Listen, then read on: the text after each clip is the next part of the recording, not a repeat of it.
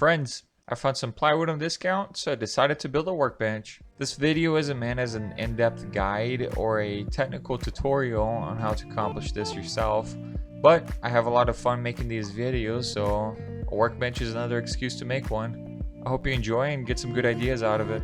I'm not the most comfortable at asking for help, especially for physical type activities like this, so I had to be a little more creative on how to accomplish this task. I decided to tie the 1x4s to the wall, and that would give me an anchor point to build from. I had to be a little creative with my clamps to kind of hold everything together in the air as I was tying it to the 1x4s that you see are on the wall now. It took a little bit of elbow grease, but I was able to get everything tied together, and that was the tough part. Pretty much smooth sailing from here on out, at least for the table portion. This is going to be a wall mounted table, so making any adjustments to make it level after it's fully built will be really difficult. So you see me using the red level quite a bit to make sure everything's level, make sure that the legs are plumb so that I wouldn't have any issues further down the build process. This part's pretty much just busy work. I'm adding ribs to support the table. These ribs are on the stud location against the wall behind the drywall to make sure that there's enough support to fully support the rib. Was it necessary? I'm not really sure how much structural integrity you need for the table portion because I'm going to be adding the 3/4 inch plywood to the top of it, but better safe than sorry. I'm leaving an opening on the right side of the table, and my idea here is to place the miter saw in that opening. Now, I don't know what my future plans are going to be in terms of hobbies. Do I like woodworking? What do I want to do? So I want to make sure to have as much flexibility as possible. And because of that, I thought to do a folding table for the miter saw support.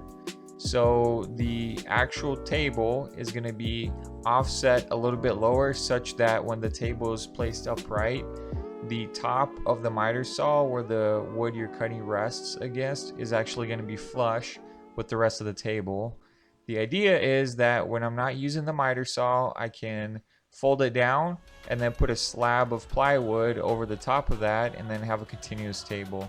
That's my long-term ambition. I'm not quite there yet, but we'll see how it works.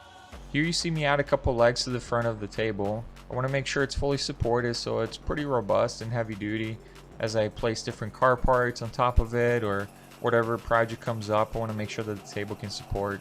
The table is looking pretty good, but it's time to add a couple more supports between the ribs. Let's roll the montage.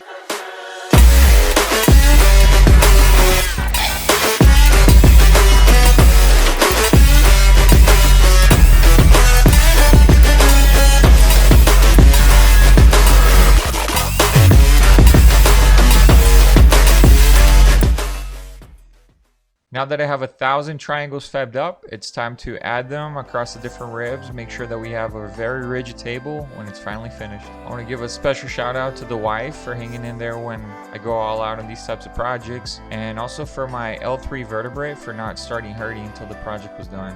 I was originally going to make a big episode out of this build, but my computer keeps freezing. It's way too much footage, so I'm going to have to split it up into a mini-series. Public service announcement: make sure to pre-drill before adding the screw, otherwise your wood's going to be warped and cracked and end up like my table.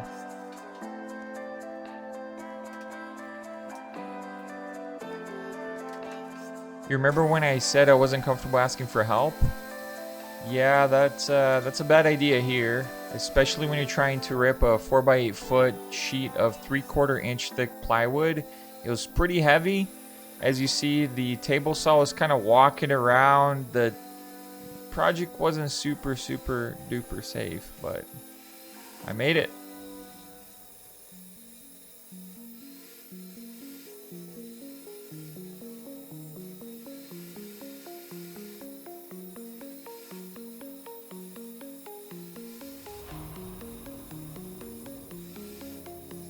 When I was trying to rip the plywood, I was using black gloves. Those are actually the ones that I use for wrenching on the car. They're kind of oily, and I didn't think about it, but the oil absorbs into the plywood, and it's very hard to sand out or clean or anything like that. So that was a little disappointing. I had to figure that out later on, how to clean it up. But it's fine. I learned my lesson. It won't happen again. And moving forward, I use these real leather gloves that are going to be for woodworking only.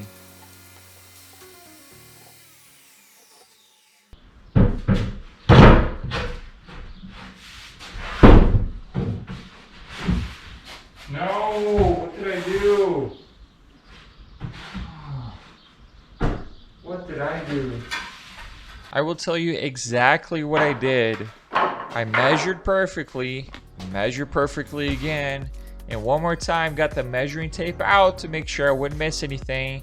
And when I went to set the table saw, I clamped my piece of wood to the wrong place. I'm on limited supply of plywood, so I gotta figure something else out and I gotta make it work. And that's it for this one. If you're trying to figure out how to build a workbench, this is about all you need. Of course, when I'm trying to plan stuff out, I want to add more complexity to make sure that I stress out throughout the entire process. So instead of stopping here, I'm gonna get fancy, build a cabinet out of it. Watch out for part 2 of the series where I go a little bit more in depth on how exactly I build my drawers and cabinets.